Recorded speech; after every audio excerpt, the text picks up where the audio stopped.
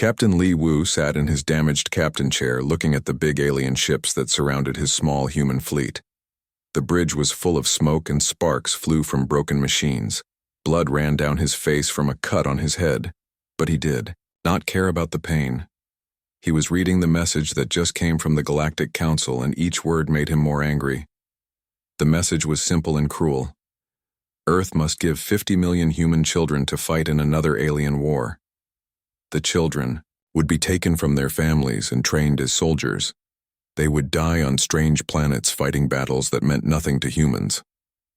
This was the final order that broke something deep inside Li Wu. Dr. Park. Yuna stood next to him with tears. In her eyes, she had worked for 20 years trying to make life better for humans in the galaxy. She talked to alien leaders and begged them to treat humans fairly, but the aliens always laughed at her. They saw humans as animals that could talk and work, but nothing more. For 300 years humans had been slaves to the galaxy. They built the great space stations that floated between stars. They went into dangerous mines to dig up metals that would kill most aliens. They worked in factories that made weapons and ships for alien armies. When aliens went to war, they used human soldiers as the first wave because human lives meant nothing to them. Earth got just enough technology to survive, but never enough to be truly free. The aliens gave humans old ships and basic weapons. They let humans have small colonies on dead planets where nothing else could live. But humans were never allowed to have real power or make their own choices. They were pets that could work and fight and die for their masters. Li Wu looked around his bridge at the faces of his crew. These were good people who had served the galaxy faithfully. They had followed every order and done every job, no matter how dangerous or dirty. They had watched their friends die in alien wars and their families suffer on Earth. And now the aliens wanted their children too. Commander Kim Tae was at the weapons station. His hands were shaking with anger as he read the message. Kim Tae had lost his brother in the last alien war. His brother was only 19 when he died fighting creatures he had never seen before on a world he could not pronounce. Engineer Choi Hana was working at her computer, but Li Wu could see tears on her face. She had 2 young daughters, back on Earth. Both were smart and beautiful, and now the aliens wanted to take them away to become soldiers in wars that had nothing to do with humanity. The communication officer, Lieutenant Park Hyun, looked up from his station. "Sir," he said quietly, "every human ship and colony is asking what we should do. They are all reading the same message and waiting for orders." Li Wu stood up slowly. His legs felt weak, but his mind was clear. He had made a decision that would change everything. He walked to the main communication panel and opened a channel to every human settlement in the galaxy. His voice would reach mining stations in the asteroid belt, factory workers on alien worlds, families hiding in the shadows of alien cities, soldiers serving in alien armies. The channel opened and Li Wu began to speak. His voice was calm, but everyone who heard it could feel the steel underneath. "Today," he said, "the galaxy learns what happens when you push Earth too far. For 300 years we have been their workers, their soldiers, their servants. We have built their cities and fought their wars and died for their causes. We have done this because we believed it was the only way to survive." He paused and looked directly into the camera. "But today they have asked for our children. They want to take 50 million of our sons and daughters and turn them into weapons for their endless wars. This is where we draw the line.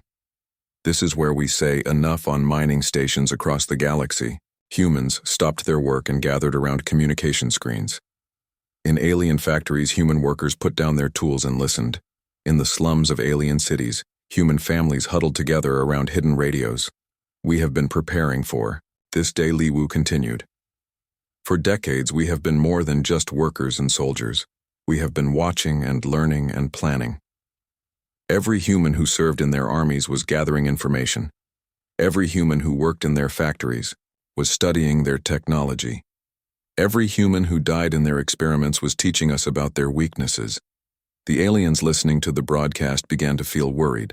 They had always thought humans were just good at following orders. Now Li Wu was talking about preparation and planning. "You see us as animals," Li Wu said, "but you forgot that animals can bite when they are cornered. You trained us to fix your machines and we learned how they work. You taught us to fight your wars, and we learned your tactics. You used us as test subjects, and we learned about your biology. You thought you were using us, but we were using you, Dr. Park. Yuna stepped forward and spoke into the camera. For too long we have begged for scraps from your table, she said. We have asked for basic rights and been denied. We have pleaded for fair treatment and been ignored. We have tried to be good citizens of your galaxy and been treated like slaves. But no more. The message was reaching every corner of human space. Soldiers in alien armies were hearing it through hidden communicators. Workers on distant planets were gathering in secret meeting places. Children in alien schools were getting the message through coded signals their parents had taught. Then Li Wu raised his hand and the bridge fell completely silent. His next words would be remembered forever by every human in the galaxy. From this moment forward, he said, humanity is no longer a servant species. We are not your workers, your soldiers, or your test subjects. We are a free people and we will act like it. The aliens watching the broadcast began to panic. This was not how slaves were supposed to talk. This was not how servants behaved. Something was very wrong. Every human ship will now act as a free vessel. Li Wu announced every human colony will govern itself. Every human soldier will choose their own battles. Every human worker will decide their own fate. The old agreements are void. The old treaties are broken. We reject your authority over us.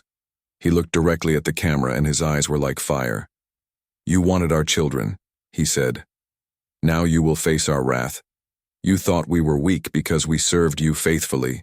You were wrong. We were patient. We were preparing, and now our patience is over. The broadcast ended, but the message had been sent. Across the galaxy, humans were standing up and looking at their alien overseers with new eyes. They were no longer servants. They were warriors. And the galaxy was about to learn why Earth had produced the most dangerous species in known space. On the bridge of Li Wu ship, alarms began to sound.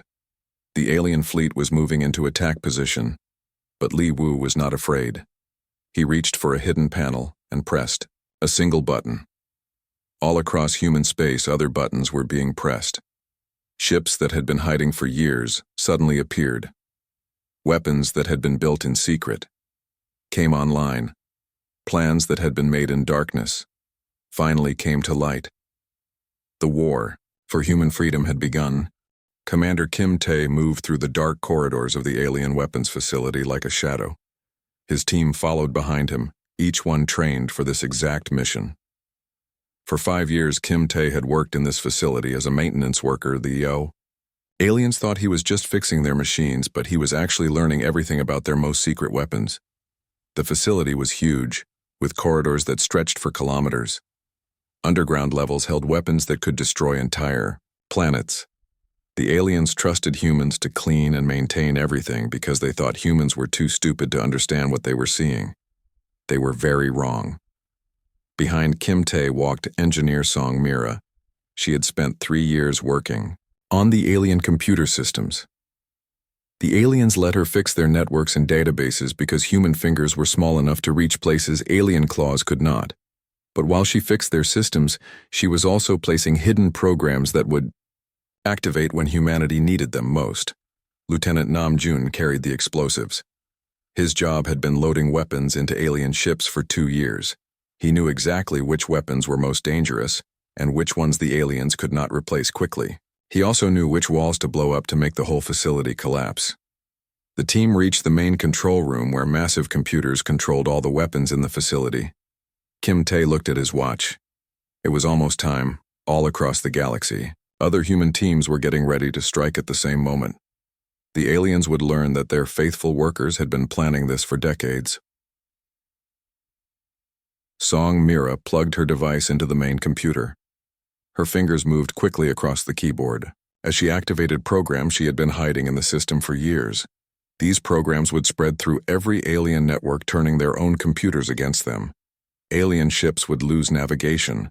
Their weapons would not fire. Their life support would fail at exactly the same moment engineer Choi Hana was standing in the power plant of a major alien space station. She had worked there for 4 years and knew every wire and circuit. The aliens thought she was just maintaining their equipment. But she had been preparing for this day. She pressed a button on her device and the power plant began to overload in the weapons facility. Kim Tae and his team planted explosives in exactly the right places. They had studied the building plans for years and knew which supports held up the most important sections. When the explosives went off, the entire facility would collapse, but the team would have time to escape through routes they had mapped during their maintenance work on the other side of the galaxy. Captain Park Hyun was leading a similar mission on an alien military base. He had served as a human liaison officer for 6 years.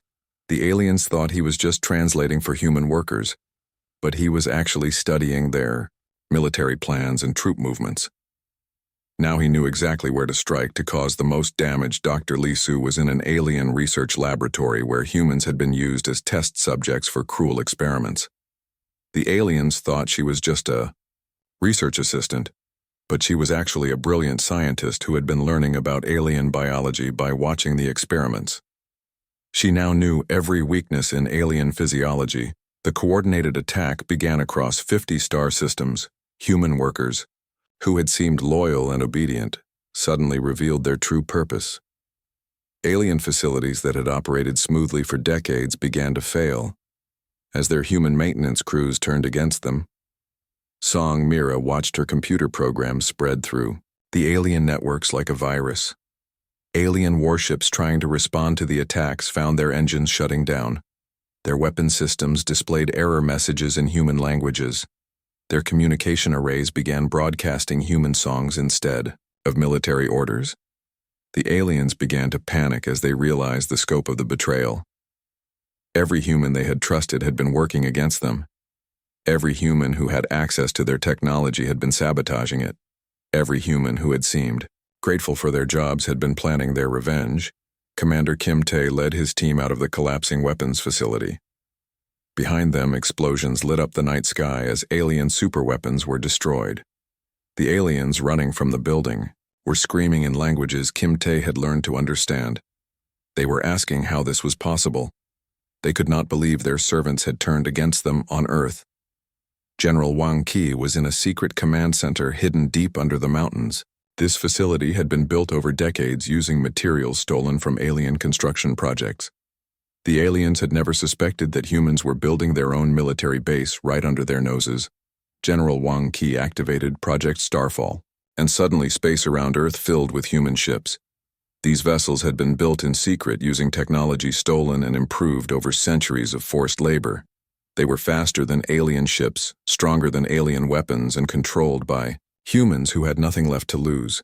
Captain Oh Min commanded one of these hidden ships as it decloaked near an alien patrol fleet. The aliens had never seen anything like it. The ship moved through space with deadly grace, its weapons tearing through alien shields like paper. The aliens tried to call for help but found their communications jammed by human technology they did not know existed. Across the galaxy, similar scenes were playing out. Alien commanders found their fleets disabled by their own human crew members. Alien factories stopped working, as human technicians revealed they had been sabotaging production for years. Alien research stations went dark, as human scientists took control of their own experiments. Dr. Park Yuna was now in the hidden command center on Earth coordinating the global uprising. She had spent 20 years learning everything about alien psychology and politics.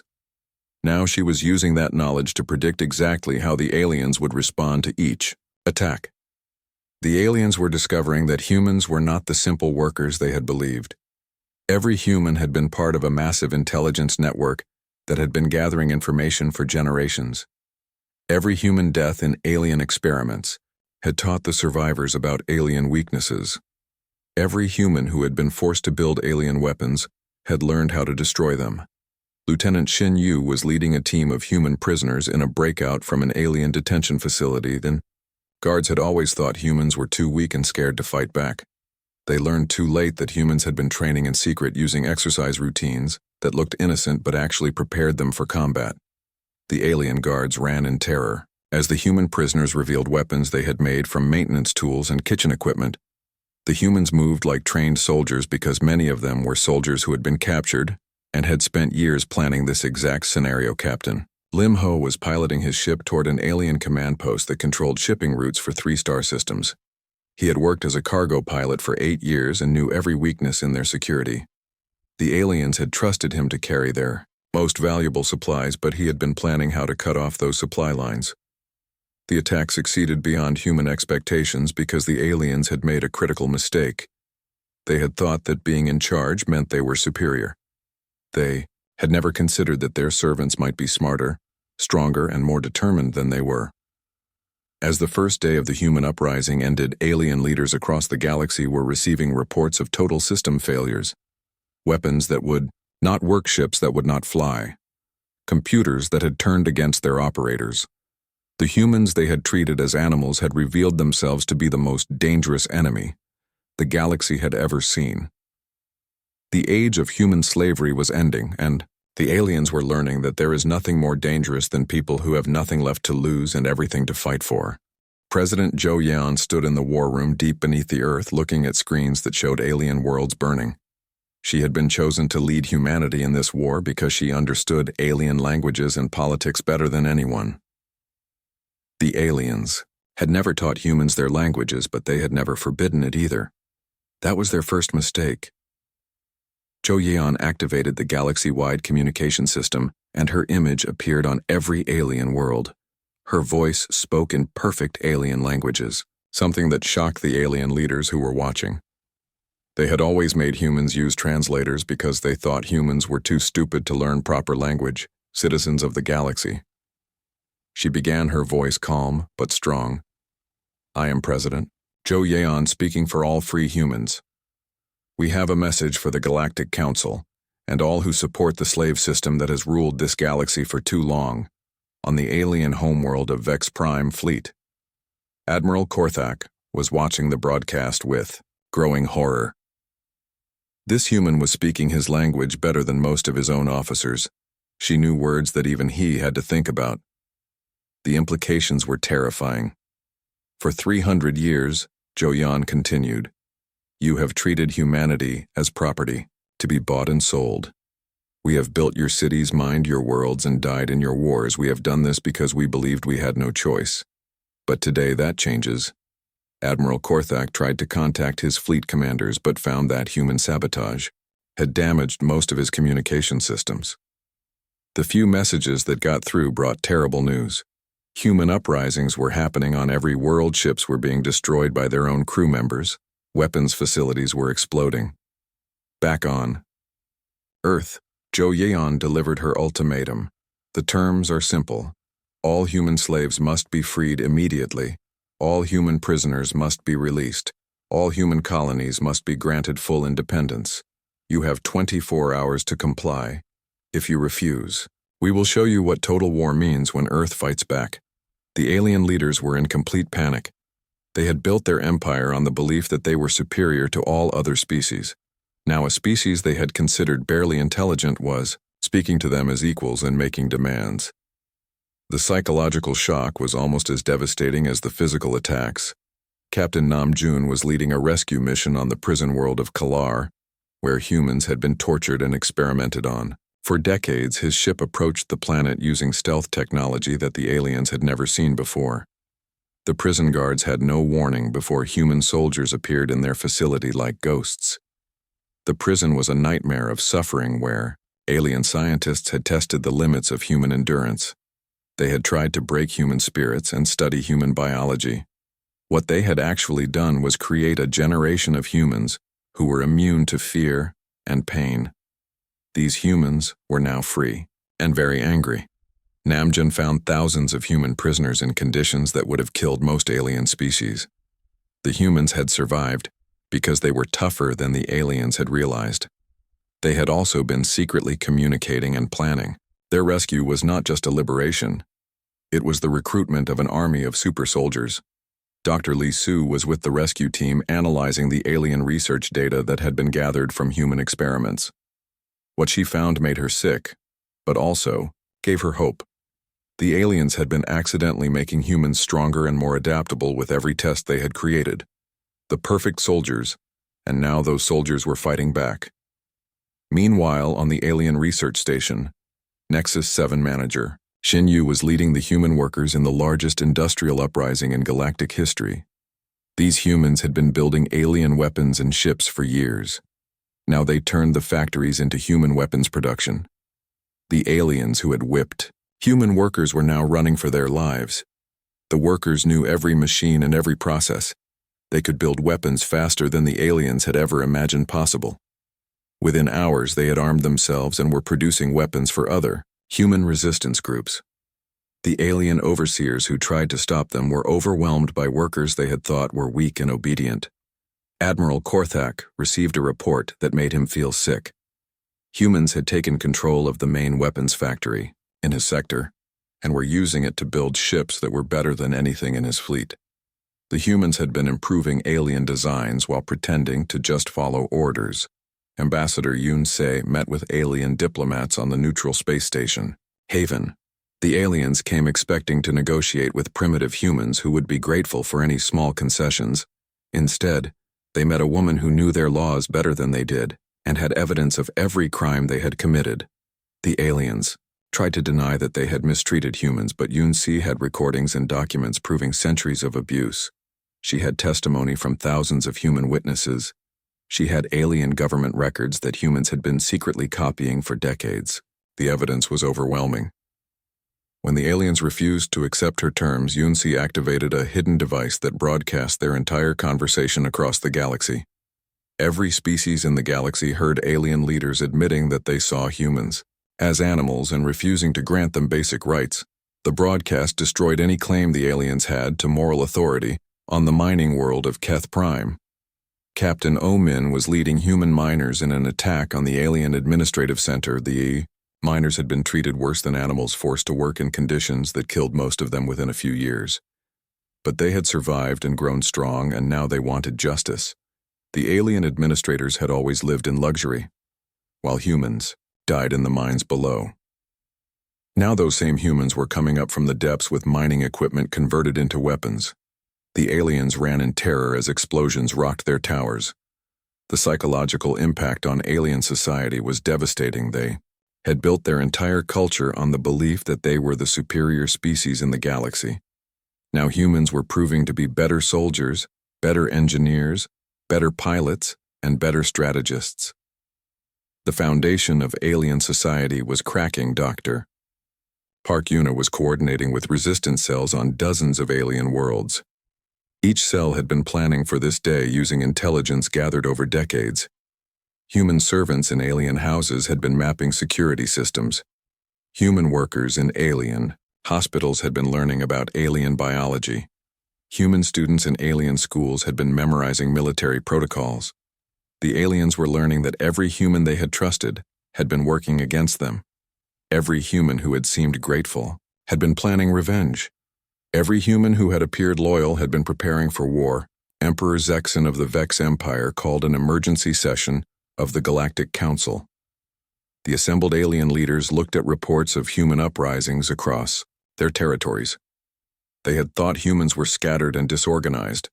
Now they realized that humanity had been coordinating a galaxy-wide resistance movement for generations. The reports were all the same. Human workers had disabled critical systems. Human soldiers had turned their weapons on alien officers. Human prisoners had escaped and were recruiting other species to join their cause. The humans were not fighting like the aliens expected. They were not trying to match alien armies in open battle. Instead, humans were using tactics that the aliens had never seen before. They struck at supply lines, communication networks, and civilian infrastructure. They used their intimate knowledge of alien society to cause maximum damage with minimum resources. They fought like people who had nothing left to lose because that was exactly what they were. As the first week of the human uprising ended, alien leaders across the galaxy were facing a terrible truth. The species they had enslaved was proving to be more dangerous than any enemy they had ever faced. The humans were not just fighting for freedom, they were fighting for revenge, and they were winning. Admiral Wang Qi commanded the human fleet from his flagship as it moved through space toward the heart of alien civilization. The humans did not fight like the aliens expected.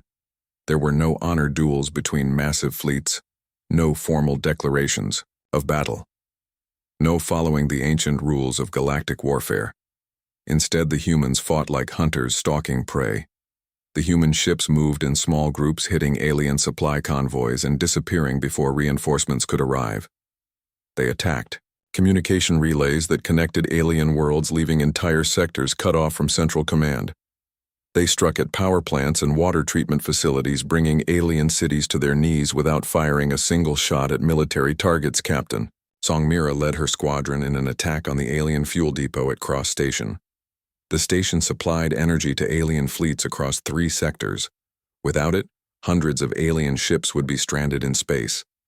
The aliens had built massive defenses around military targets, but they had never thought to protect their supply lines. Songmira's ship approached the depot disguised as a cargo vessel carrying supplies. The aliens were so used to human ships serving them that they did not bother with close inspections. The depot workers even helped guide Songmira's ship to the docking port, where her team could plant explosives in the fuel storage tanks. On the factory world of Nexus Prime Manager Xin Yu was leading 20,000 human workers in the largest industrial uprising in galactic history. The aliens had built their weapons factories using human labor, but they had never considered what would happen if those same humans decided to stop working for them and start working against them. The human workers knew every machine, every process, every security system. They had built the factories with their own hands, and now they were taking them over. The alien overseers who had whipped human workers for centuries were now running in terror as their former slaves hunted them through corridors they knew better than their own homes. Xin Yu stood in the main control room watching as human teams converted weapon production lines into systems for building human ships and guns. The aliens had trained humans to be perfect factory workers. Now those same humans were using their skills to arm the rebellion. The psychological impact on the aliens was devastating.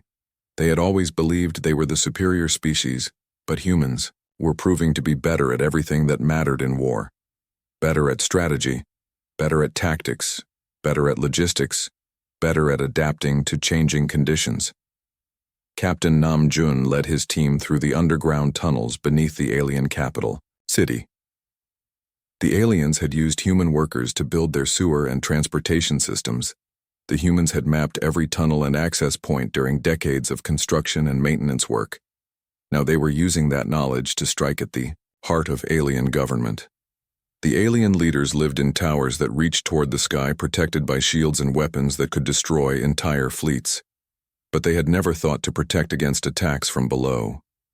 Human teams emerged from utility tunnels and maintenance shafts carrying explosives and weapons built in secret factories. Lieutenant Park Hyun was with a team that had infiltrated the alien central bank. The building held the financial records that controlled trade across dozens of star systems. Human accountants and clerks who had worked in the building for years revealed themselves as resistance fighters. They transferred alien funds to human resistance groups and crashed the alien economy with a few keystrokes. The aliens tried to respond with their massive fleets but found that humans had sabotaged their ships during routine maintenance. Human mechanics had been placing small devices in alien engines that would cause them to fail at critical moments. Human technicians had been programming alien computers to malfunction when certain codes were entered. Admiral Korthak watched his fleet fall apart as ship after ship suffered mysterious failures. Engines that had worked perfectly for years suddenly exploded. Weapon systems that had been recently serviced refused to fire navigation computers, led ships into asteroid fields instead of toward their targets. The human attacks were perfectly coordinated across hundreds of star systems, but the aliens could not figure out how humans were communicating. They had monitored all official channels and found nothing. They did not know that humans had been building a secret communication network using alien equipment, modified in ways the aliens could not. Detective Dr. Lee Su was leading a team of human scientists who had been working in alien research facilities for decades. They knew every alien weakness because they had been forced to study alien biology for their master's experiments. Now they were using that knowledge to develop weapons that were specifically designed to harm alien physiology. The weapons were not just deadly, they were terrifying to aliens who had always believed themselves to be the toughest species in the galaxy. Human gas weapons caused alien skin to burn. Human sonic weapons disrupted alien nervous systems. Human biological weapons attacked alien immune systems in ways that alien medicine could not treat. Engineer Choi Hana was coordinating attacks on alien infrastructure from her position in the main power grid. She had worked as a maintenance engineer for 8 years, learning every detail of how alien cities received power, water, and communication services. Now she was systematically shutting down alien civilization. Entire alien worlds went dark as their power systems failed. Water treatment plants stopped working, leaving alien cities without clean water. Communication networks collapsed, leaving alien governments unable to coordinate their response. The aliens were learning what it meant to be helpless and dependent on others for survival. The Galactic Council tried to negotiate, but their diplomatic messages could not get through the communication blackout. Human hackers had taken control of the galactic internet and were using it to broadcast human propaganda and coordinate resistance activities. Every alien who tried to access their computer networks saw images of human suffering and messages calling for revolution. Ambassador Yun-Si met with alien diplomats in the ruins of what had once been the Galactic Capitol building. The structure had been built by human workers using their own blood and sweat. Now it was being destroyed by human weapons in an act of poetic justice that was not lost on anyone watching. The alien diplomats begged for mercy, but Yun-Se had no mercy to give. Her people had been enslaved for 3 centuries, and she had evidence of every crime the aliens had committed against humanity. The time for negotiation was over. The time for justice had begun. Captain Omin was leading human fighters in attacks on alien military academies, where young aliens learned to be soldiers and officers. The academies had always taught that aliens were superior warriors, destined to rule over lesser species. Now they were being destroyed by the same lesser species they had been trained to despise. The alien students ran in terror as human soldiers moved through their schools with deadly efficiency. The humans fought with a precision and ruthlessness that shocked aliens who had never faced a truly motivated enemy. They had fought wars against other alien species, but those wars had been about territory and resources. This war was about survival and freedom on the prison planet. Torment Captain Lim Ho was liberating human prisoners who had been used as test subjects for alien weapons. The prisoners had been tortured and experimented on, but they had not been broken. Instead, they had been made stronger and more dangerous. Every painful experiment had taught them about alien weapons and tactics. The freed prisoners joined human forces with a hatred that burned like stars. They had seen the worst that alien civilization could offer, and they were determined to make sure no other human ever suffered as they had. Their testimony was broadcast across the galaxy, showing other species exactly what the alien government was capable of. As the second month of the war ended, alien resistance was crumbling. Human forces had taken control of key systems and were using alien infrastructure against its creators. The aliens had built an empire based on the labor of others. Now those same laborers were tearing that empire apart from the inside. The galaxy was burning, and the humans were holding the torch. They had learned that freedom was not something that could be given. It was something that had to be taken, and they were taking it with interest for every year of slavery, every death in alien wars, every child torn from their family. The aliens had created their own destroyers by treating humans as less than animals. Now those same humans were proving that there was nothing more dangerous in the universe than people who had finally decided that they would rather die fighting than live as slaves. The war took an unexpected turn when Dr. Bai Yan received a secret message from the insectoid krill species. The message was hidden in alien supply manifests, using a code that only someone with deep knowledge of galactic trade could understand. The krill had been watching the human rebellion and wanted to join the fight against their alien oppressors. Dr. Bai Yan was humanity chief xenobiologist, and she had spent years studying other enslaved species while pretending to research alien biology. The aliens had forced her to experiment on captured krill warriors, but she had secretly been learning to communicate with them and documenting the torture they endured. The krill message was simple but powerful. They had been slaves even longer than humans, forced to fight in alien armies because their natural armor and weapons made them perfect soldiers. But they had never been able to organize a successful revolt because the aliens kept their colonies separated and their leaders executed. Dr. Bai Yan arranged a secret meeting on the abandoned mining station Omega 7. The station had been built by human workers and abandoned when the resources were exhausted. She knew every corridor and hiding place from the years she had spent there as a maintenance worker. When the Krill delegation arrived, Dr. Bai Yan was shocked by what she saw. These were not the savage monsters that alien propaganda had portrayed. They were intelligent beings who had been brutalized by centuries of slavery. Their leader introduced herself as Queen Kix and spoke in broken human language she had learned from human prisoners. Queen Kix told Dr. Bai Yan that the Krill had tried many times to rebel against their alien masters, but they had always failed because they fought with emotion and anger. The humans were different. They fought with planning and intelligence, using the aliens' own systems against them. The Krill wanted to learn human tactics. Dr. Bai Yan began teaching Krill warriors the guerrilla tactics that humans had developed during their centuries of oppression. She showed them how to sabotage alien equipment without being detected, how to coordinate attacks across multiple systems, and how to use alien bureaucracy against itself. The alliance grew stronger when Captain Lim Ho encountered the crystalline Vorth species during a raid on an alien research facility. The Vorth had been captured and used as living computers because their crystal minds could process information faster than any alien technology. But they had been secretly networking with each other, creating a hidden communication system that spanned the galaxy. The Vorth leader called itself Resonance. Prime spoke to Lim Ho through vibrations in the station hull. The Vorth explained that they had been recording every alien communication and military plan for decades. They had enough intelligence to destroy alien civilization, but they needed warriors to act on the information. Commander Kim Tae was leading a mission to rescue human prisoners from the detention center on Hades Prime, when he discovered that the prison also held members of the energy being species known as lumens.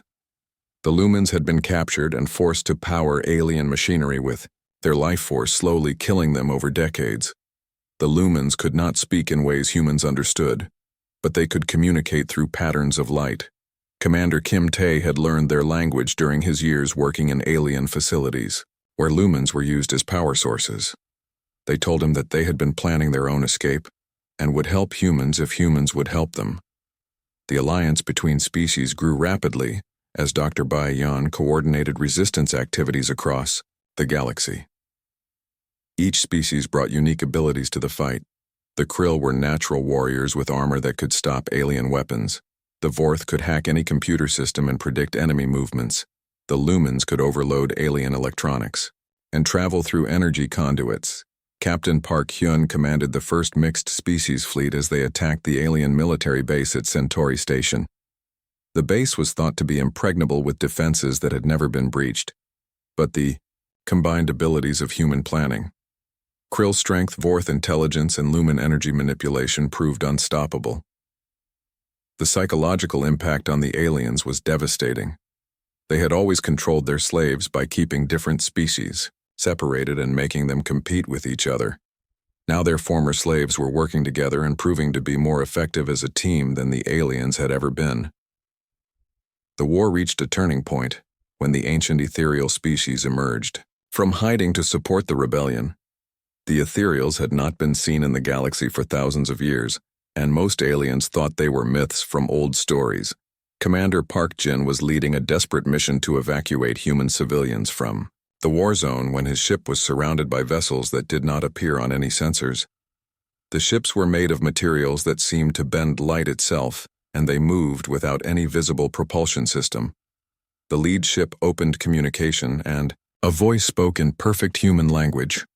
"Welcome, humans, we have been waiting for you." The voice belonged to an ethereal named Whisper, who explained that his people had been watching galactic civilization for millennia, waiting for a species worthy of their help. Whisper told Park Jin that the ethereals had been the original inhabitants of the galaxy before the current alien species had evolved.